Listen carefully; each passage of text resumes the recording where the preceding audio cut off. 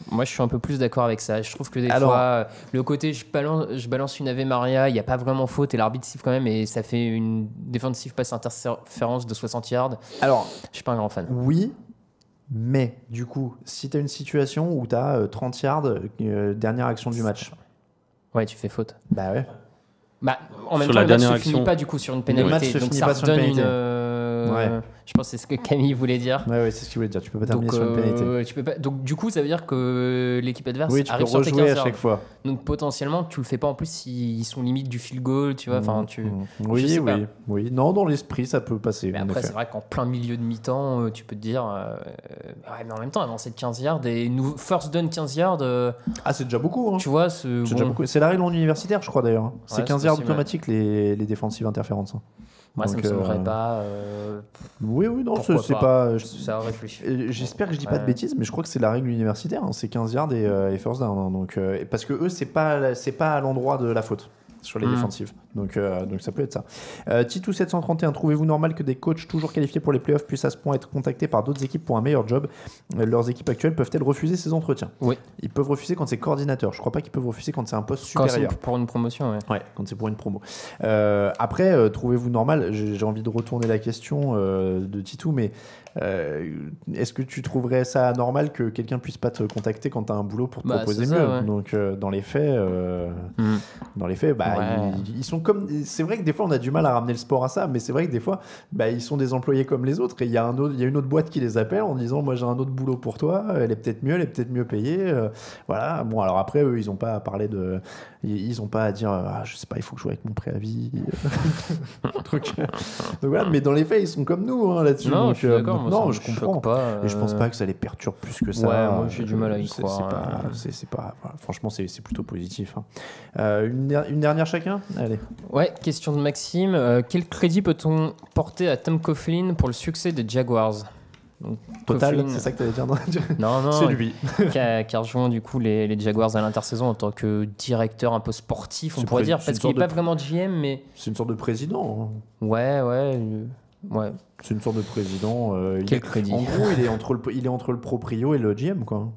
Il est un peu. Ouais, il c'est a la vrai, main ouais. sur tout, quoi. Donc. Quel crédit peut-on lui porter? C'est dur à dire comme ça. À quel point, en plus, on ne sait pas vraiment durant cette intersaison à quel point quand il est arrivé. Je sais pas à quel point il est impliqué. Ouais, c'est dur à dire. Quoi, donc, et puis tu sais pas parce que ça peut aller de pas grand chose, ça peut être de son aura quand même quand Par il est sur le contre, bord je du terrain pense pour les joueurs. qu'effectivement, il a apporté une espèce, et ça s'était vu dès sa conférence de presse, où il disait que lui, parler, ça n'intéressait pas tous, et qu'il voulait ramener un esprit de victoire à Jacksonville. Ce qui manifestement, il s'est passé quelque chose de victorieux cette saison chez les Jaguars. Et c'est peut-être plus effectivement dans l'aura, le fait d'avoir quelqu'un Ouais, non, mais ça, d'écouter. oui. Ça, je peux là, comprendre. je pense, ouais. Alors, je suis désolé, je change de question parce qu'elle était très similaire à une de celles à laquelle on a répondu. Bah, ça, c'est encore sur Blake Bortles. Je suis désolé, les gars, mais on a déjà beaucoup traité Blake Bortles. Hop là, allez. Pas de question pour moi, mais une suggestion de gage: se déguiser en votre personnage de Star Wars préféré et retourner au Trocadéro. Kylo Ren pour Alain, Jar Jar Binks pour Grégory, Obi-Wan pour Raphaël et Hayden Christensen pour Raoul. Mais c'est pas un personnage du coup, Hayden Christensen, c'est Dark Vador. C'est Anakin, ouais, c'est Anakin, pardon. Anakin. Baptiste 766 qui nous posait cette question. Oui, on est toujours en recherche de gages. Cela ne me concerne clairement plus, les toi, gars. tu t'en fous, ça me concerne beaucoup parce que je suis dernier. Donc, Ouais. on remercie Joachim qui m'a envoyé ça. Mais je sais pas. Et puis, ça va être compliqué là de faire la. Il y a- Je pense qu'il faut que tu mises tout sur le Super Bowl. Ah bah, si je peux me mets permettre. l'inverse sur le Super Bowl. Hein, de toute Ouais, façon, j'ai parce pas que le choix. là, t'as pas intérêt à faire l'inverse sur ces matchs-là. Ça dépend. Après, c'est Raoul, on sait pas ce qu'il va prendre. Hein. Ouais. Il va peut-être prendre les Jaguars, hein, on sait Ce qui est pas. sûr, il va jouer les Vikings. Ouais, il va jouer les Vikings. Ouais. Je pense pas parce qu'avant le truc, il avait joué une finale Patriots-Vikings, donc à mon avis, il va. Moi, je pense prendre Vikings Patriots, donc en effet, je pense que ça va être Super l'inverse Bowl. sur le Super Bowl. Ouais. Ouais. J'ai l'impression J'ai d'avoir. hâte de voir que les Eagles passent et que tu sois obligé de jouer les Eagles face Oh, aux Patriots. non. Et puis double dégoût parce que j'aurais joué les Vikings en plus alors que j'aurais pu prendre les. Oh là là. J'ai trop souvent vécu cette scène et j'en ai marre. Voilà. Allez, 2 minutes warning très rapide. 3 saisons pour Ben Roethlisberger. Est-ce que tu y crois? Ouais. Est-ce que Jalen Ramsey va regretter d'avoir dit qu'il allait gagner le Super Bowl? Non, je pense pas. Et est-ce que Marcus Williams va s'en remettre? Il a déjà reçu des menaces de mort, le pauvre. Alors, franchement. Les gens, franchement, faut arrêter avec ça. Faut arrêter. Bon, en tout cas, et d'ailleurs. Je lui souhaite parce que. Et d'ailleurs, je veux pas dire, mais. Même moi, je lui en veux un petit peu. Pourtant, je l'ai pas menacé parce que c'est à cause de lui que je suis passé derrière au prono. S'il gagnait, je passais devant Raoul. S'il avait réussi son fichu plaquage. Donc, merci à Marcus Williams. Mais je ne t'en veux pas, Marcus. Voilà. C'est comme ça que se termine l'épisode 226 du podcast Touchdown Actu. Merci de nous avoir suivis. On se retrouve donc jeudi pour la preview du week-end, les pronostics et tout ce qu'il faut. Dimanche, ce sera le fauteuil décalé donc de 20h à 21h avant la finale les finales de conférence. On vous rappelle que le podcast du mardi vous est présenté par le Hard Rock Café Paris. On va vous remettre un article pour les réservations sur la soirée Super Bowl qui approche quand même à grands pas. Hein. Oui. Raoul et tout, il trépigne comme ça pour prendre l'avion et tout. Donc on est tout prêt. Si vous avez des compensations Tipeee, regardez bien vos mails. Il y en a quelques-uns encore qu'on doit caler pour les passages antennes. Et comme il y a de moins en moins d'émissions, il va falloir se dépêcher. Normalement, on a envoyé les mails à ceux qui ne sont pas encore passés à l'antenne parce qu'il y en a qui avaient déjà fait des types les autres années, donc qui sont déjà passés. Mais ceux qui ne sont pas passés cette année, les nouveaux tipeurs, normalement, on vous a envoyé des mails. Donc si vous voulez faire comme Rémi tout à l'heure, n'hésitez pas à répondre à votre email. Un petit remerciement à French Redskins Nation. Tout à fait. Pardon, je vais y arriver. Qui est une page Facebook qui nous a envoyé plein de petits goodies. Alors vous voyez pas si vous nous écoutez en audio, mais je vous le dis, il y a un keychain qui est accroché dans le studio derrière moi, donc pour accrocher les chaînes avec le Redskins noté. Il y a un t-shirt évidemment, et puis il y a ça. Moi j'aime bien ce genre de petits accessoires. Raphaël, tu l'as? Porte-stylo? Non, c'est un truc pour mettre les tasses, les trucs à café. Tu sais, les gobelets. Pour pas te brûler. Ah ouais, moi je voulais dire un petit pot, tu mets tes stylos dedans. Bah non, c'est troué en bas. Il va pas sortir ton stylo si ça est plat. Bah non, mais c'est mou. Ça tient pas. Si t'en mets plein, ça va marcher. Non, mais c'est un petit, c'est un petit porte-gobelet en mousse, comme ça tu te brûles pas avec ton petit. Ce qui est dommage, c'est quand. Non, ils vont devenir collecteurs une fois qu'aux États-Unis ils vont enfin décider que c'est un peu. Ah oui, bon, ça c'est un autre débat. Bon, en tout cas, merci beaucoup à la French Redskins Nation qui nous a envoyé ça. C'est très gentil. À chaque fois que vous nous envoyez des trucs, on les met sur la table et on continue de décorer le studio. Tipeee, donc on vous en parlait. Objectif loyer. Je crois qu'on est encore on doit être à 10 €. Ah non, je crois qu'on a passé l'objectif loyer. Je sais plus, j'ai un doute. Merci beaucoup Raphaël. Merci beaucoup Camille Saraben.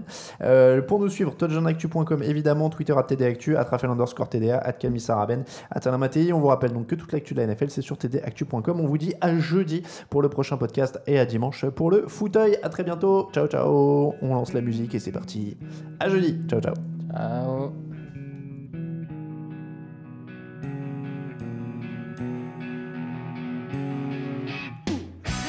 Analyse, fromage et jeux de mots, tout sur le foutu est en TDAQ. Le mardi, le jeudi, tailgate au risotto, les meilleures recettes en TDAQ. Fumble pour JJ Watt, Bismuth pour Marshall Lynch, Rocage Global Beckham, Tom Brady quarterback, calé sur le fauteuil, option Madame Irma, à la fin on compte les points et on finit en requin.